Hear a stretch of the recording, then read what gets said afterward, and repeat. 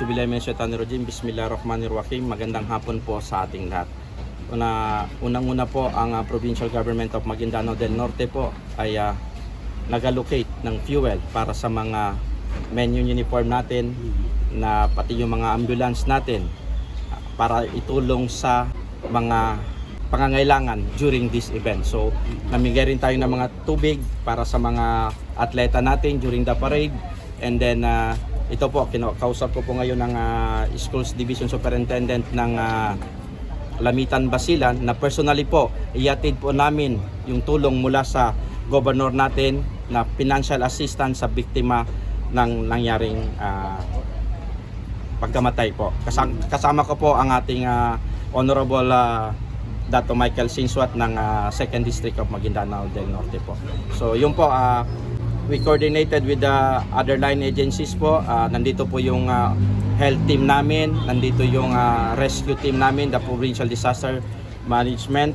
Nakadeploy po sila sa different schools. So observe po, patuloy po yung pagbabantay po ng probinsya ng Maguindanao del Norte hanggang matapos po itong aktibidades na ito. On 17, matatapos po itong event natin na ito. So patuloy pa po yung mga pamimigay namin ng mga tubig sa mga schools na mapupuntahan ng mga aming mga personnel. Opo, yun po kasi ang syempre nandito sila sa probinsya natin. Dapat natin masigurado yung number one, yung kaligtasan nila, and then yung mga basic na pangangailangan nila, na tutulong tayo hanggang saan ang ating makakaya ang probinsya ng Maguindanao del Norte. Mensahe ko sa ating mga atleta, napakasarap bilang athlete, kasi dumaan ako sa pagiging athlete.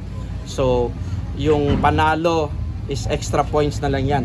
Win or lose, importante na enjoy natin, but kinocongratulate ko yung mga bumubuo ng MBHT, and then lahat ng mga schools officials.